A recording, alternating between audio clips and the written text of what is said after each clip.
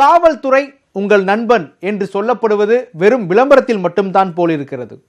விசாரணை நடத்தி சென்ற உதவி காவல் ஆய்வாளர் புகாருக்குள்ளானவரை அவரது வீட்டிலேயே கட்டி வைத்து தாக்கிய சம்பவம் திண்டுக்கல் பழனி அருகே நடந்திருக்கிறது. தாக்கப்பட்டதில் காலில் முறிவு ஏற்பட்டதால் மருத்துவமனையில் சிகிச்சை பெற்று வருகிறார் அந்த நபர். என்ன நடந்தது?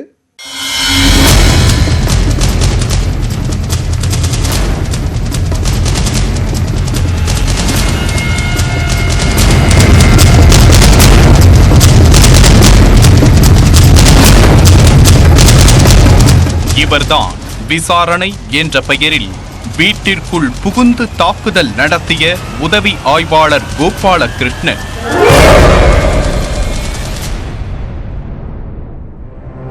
பணியில் இல்லாத போது ஒரு தரப்புக்காக உதவி ஆய்வாளர் செயல்பட்டது ஏன்? தாக்குதல் நடத்தியதற்கு என்ன காரணம்?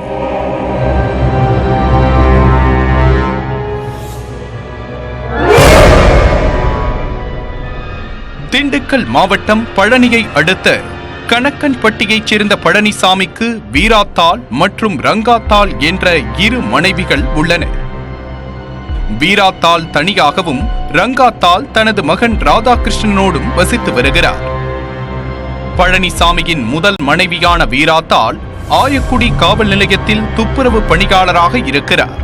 பழனிசாமியின் சொத்துக்களை பங்கிட்டுக் கொள்வதில் மனைவிகளான வீராத்தாளுக்கும் ரங்காத்தாளுக்கும் இடையே நீண்ட காலமாக மோதல் இருந்து வந்ததாக கூறப்படுகிறது.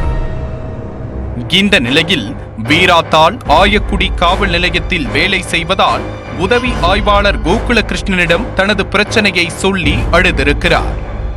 இதனால் மனமுருகிய உதவி ஆய்வாளர் கோகுலகிருஷ்ணன், யார் உனக்கு தொல்லை கொடுப்பது, அவர்களை சும்மா விடமாட்டேன் என கொந்தளித்திருக்கிறார். தனது கணவரின் இரண்டாவது மனைவியின் மகன் ராதாகிருஷ்ணன் மற்றும் அவர்களது குடும்பத்தார் சொத்து பங்கீடு விவகாரத்தில் தன்னை அடித்து துன்புறுத்துவதாக வீராத்தாள் புகார் கொடுத்துள்ளார்.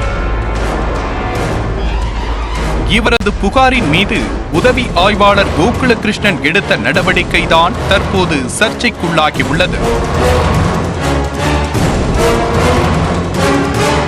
அப்படி என்ன செய்தார் அந்த உதவி ஆய்வாளர்?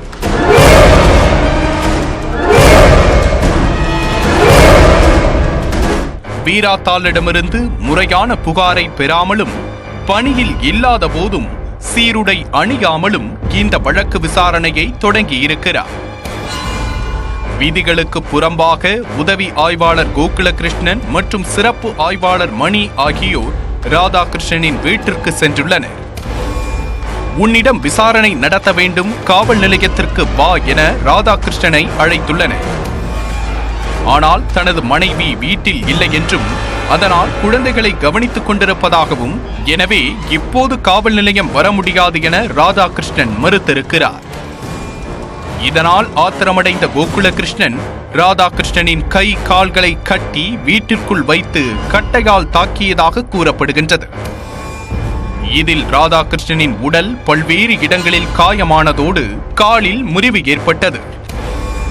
போலீசார் வெளியே சென்ற பின்பு வீட்டிற்கு வந்த மகாலட்சுமி உறவினர்களின் உதவியோடு ராதாகிருஷ்ணனை பழனி அரசு மருத்துவமனையில் அனுமதித்தார்.